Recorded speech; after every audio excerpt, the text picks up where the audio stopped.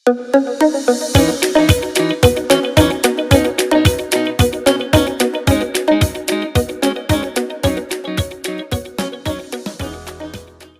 terhormat Dr. Andani Setianingsih MPD MM selaku Mentor Orientasi Pengenalan Nilai dan Etika bagi BPPK. Yang kami hormati Bapak Wahyudin SPB MPD selaku WKS SMK N8 Surakarta bidang SDM. Yang kami hormati teman-teman peserta orientasi. Alhamdulillahirabbil alamin. Puji syukur kita panjatkan kehadiran Allah Subhanahu wa Ta'ala yang telah memberikan kenikmatan kepada kita semua sehingga kita bisa menghadiri kegiatan seminar orientasi pengenalan nilai dan etika bagi BPPK yang akan dipresentasikan oleh Ibu Aini Nur Hasanah SSI. Acara selanjutnya, paparan rencana hasil kerja oleh Ibu Aini Nur Hasanah SSI. Kepada Ibu Aini kami persilahkan. Bismillahirrahmanirrahim. Assalamualaikum warahmatullahi wabarakatuh.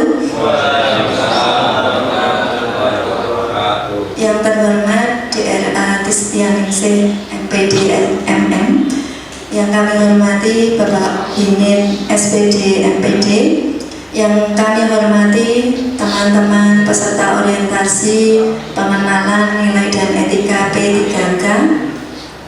Alhamdulillahirrahmanirrahim, kami panjatkan puji syukur kehadirat Allah Subhanahu wa Ta'ala yang telah memberikan beberapa kenikmatan kepada kita semuanya sehingga kita semuanya dapat berkumpul untuk mendengarkan paparan dari hasil laporan orientasi pengenalan nilai dan etika P3K. Nah, pada kesempatan hari ini saya akan memaparkan hasil orientasi pengenalan nilai dan etika P3K. Perkenalkan, nama saya Aini Nur Hasanah, jabatan ahli pertama guru IPA, unit kerja saya di SMK Negeri 8 Surakarta. Di sini visi SMK Negeri 8 Surakarta yaitu sebagai pusat pendidikan dalam bidang pelestarian budaya yang mandiri, berkarakter unggul, peduli lingkungan dan berbasis teknologi. Di mana dari visi ini akan dijabarkan beberapa misi. Selanjutnya dari visi misi ini akan diimplementasikan oleh kepala sekolah, yaitu dengan menyusun rencana hasil kerja atau RHK tahunan. Selanjutnya dari RHK atasan ini akan saya jabarkan sebagai pedoman saya untuk menyusun RHK. Yang pertama, RHK pimpinan yang diintervensi yaitu tersusunnya kurikulum operasional satuan pendidikan yang berorientasi pada peningkatan pembelajaran secara partisipasi. RHK saya yaitu tersusunnya kurikulum operasional satuan pendidikan sebagai acuan dalam peningkatan pembelajaran. Ada 3 aspek yaitu kuantitas, kualitas, dan waktu, di mana IKI saya yaitu jumlah dokumen KOSP-nya 1 dokumen KOSP, tingkat kontribusinya dalam penyusunan 100% disusun selama 1 tahun. Kegiatan dan tahapannya yaitu yang pertama menyusun TP berdasarkan CP, selanjutnya menyusun ATP, dan selanjutnya menyusun modul pembelajaran. Output dari kegiatan ini adalah dokumen KOSP yang berupa ATP dan modul. Penerapan nilai berakhlaknya yang pertama saya menyusun dokumen KOSP dengan penuh tanggung jawab, cermat, dan disiplin. Ini termasuk nilai akuntabel. Yang kedua, saya menghargai masukan dari rekan sejawat termasuk akhlak harmonis. Selanjutnya saya menyusun dokumen KOSP dengan menyesuaikan karakteristik siswa termasuk nilai adaptif. Yang kedua, RHK dari pimpinan yang diintervensi yaitu terkelolanya pelaksanaan pembelajaran yang berfokus pada implementasi KOSP. RHK saya terlaksananya pembelajaran melalui perencanaan dan perangkat penilaian asesmen yang mengacu pada KOSP. IKI saya yaitu jumlah pembelajaran di dalam kelas itu 1 dokumen, kemudian kemudian indikator saya kualitas yaitu persentase tingkat kehadiran 100% saya lakukan selama 1 tahun. Kemudian tahapan untuk melaksanakan kegiatan pembelajaran yang pertama, saya mengidentifikasi jadwal kegiatan pembelajaran yang disusun oleh sekolah. Selanjutnya saya menyiapkan dokumen pelaksanaan pembelajaran, melaksanakan kegiatan pembelajaran sesuai dengan jadwal. Yang terakhir, mengisi daftar kehadiran dan mengisi jurnal pembelajaran. Output dari kegiatan RHK saya yaitu berupa dokumen daftar presensi dan dokumen jurnal kegiatan pembelajaran. Penerapan nilai akhlaknya, yang pertama, saya mengidentifikasi jadwal pembelajaran dengan penuh tanggung jawab termasuk akhlak akuntabel. Saya menyiapkan materi pembelajaran termasuk akhlak kompeten. Saya mengajar siswa sesuai dengan jadwal dengan penuh tanggung jawab termasuk akhlak kompeten. Dan saya mengisi daftar presensi dan jurnal pembelajaran dengan jujur masuk akuntabel. RHK saya yang ketiga yaitu terlaksananya peningkatan kualitas praktek pembelajaran guru. RHK saya meningkatnya praktek manajemen kelas yang berfokus pada penerapan disiplin positif. Indikator kerja saya dari aspek kuantitas yaitu jumlah dokumen praktek pembelajaran kelas, itu targetnya 1 dokumen. Kemudian kualitasnya itu tingkat upaya penerapan prinsip dokumen disiplin positif itu 100%. Saya lakukan selama 6 bulan itu pada semester 1. Tahapannya yaitu pertama, saya membuat kesepakatan kelas sebagai komitmen atau norma berperilaku di dalam kelas atau lingkungan sekolah untuk menjaga hubungan baik antar peserta didik dengan tenaga pendidik. Yang kedua, saya mendokumentasikan keyakinan kelas yang sudah kita sepakati. Yang ketiga, saya melaksanakan praktek manajemen kelas yang berfokus pada penerapan disiplin positif. Output dari kegiatan ini adalah 1. Dokumen keyakinan kelas. Yang kedua, dokumen perencanaan pembelajaran yang menerapkan disiplin positif. Penerapan nilai berakhlak yang pertama, saya memberikan kesempatan siswa untuk menyampaikan pendapatnya dalam membuat keyakinan kelas masuk akhlak kolaboratif.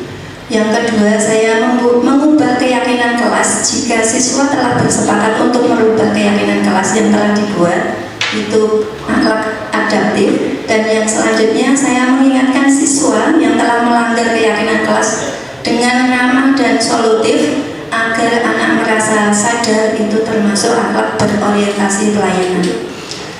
RHK yang keempat, dari RHK pimpinan yang diintervensi yaitu terlaksananya peningkatan kualitas praktek pembelajaran guru. RHK saya meningkatkan praktek aktivasi kognitif yang berfokus pada instruksi pembelajaran.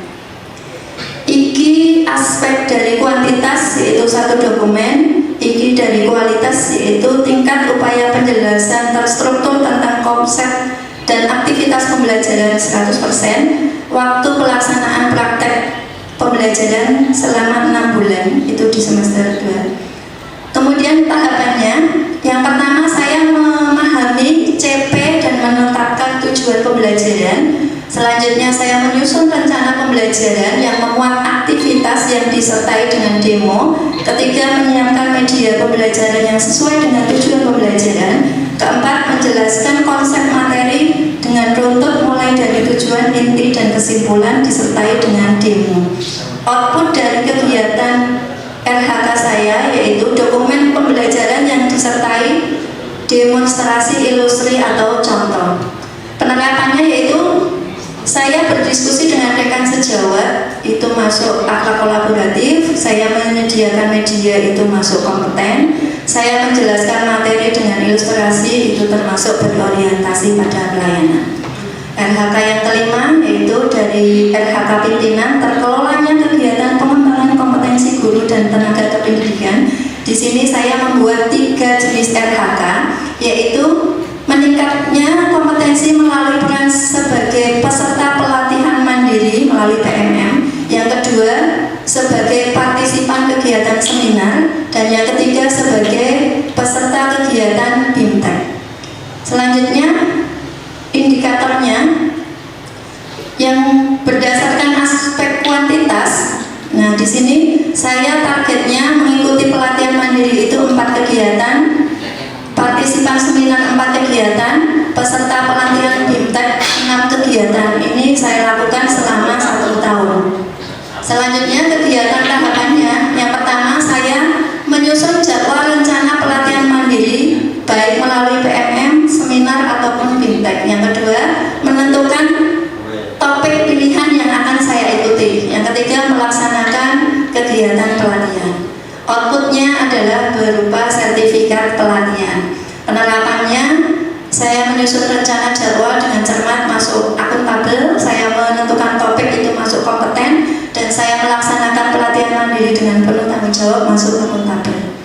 Selanjutnya yang keenam, dari RHK pimpinan yaitu terkelolanya penugasan guru dan tenaga kependidikan untuk mewujudkan penyelenggaraan pembelajaran yang berkualitas. RHK saya yaitu meningkatnya kinerja satuan pendidikan melalui pelaksanaan tugas tambahan sebagai wali kelas.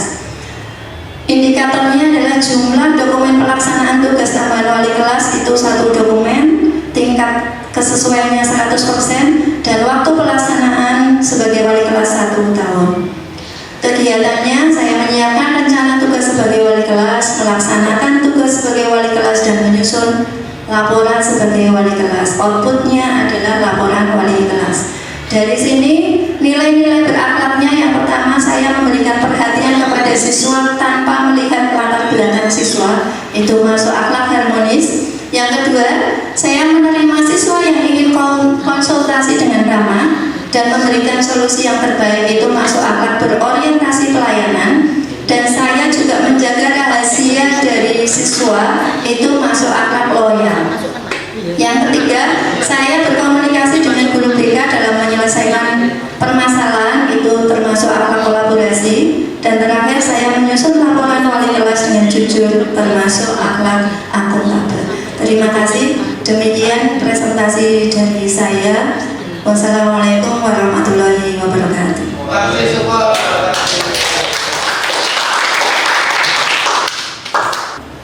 Bu Aini menyusun rencana jadwal pelatihan secara cermat. Berarti setiap pertemuan rencanakan. Sebetulnya apa yang Benjamin sampaikan tadi sebenarnya masuk. Artinya terencana, terstruktur, terukur maksudnya. Ya, dengan cermat akuntabel.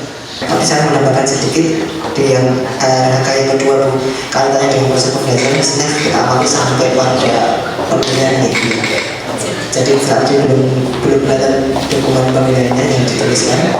Kemudian yang kalau yang di mudah-mudahan saya tulisan yang ditulis ini saya akan menurut saya itu outputnya satu dokumen KOSP atau 1 dokumen KOSP. Jadi itu Nomor 1, Pak. oh nomor 1 Tersusunnya itu 1 dokumen KOSP. terus ada itu Pak atau dulu. Terima kasih Pak Ermen dan Butis atas arahan dan tanggapannya. Acara selanjutnya yaitu pengesahan laporan. 1, 2, 3. 1, 2, 3. Oke.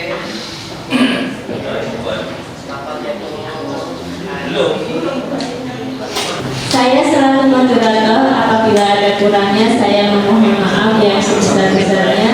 Wassalamualaikum warahmatullahi wabarakatuh.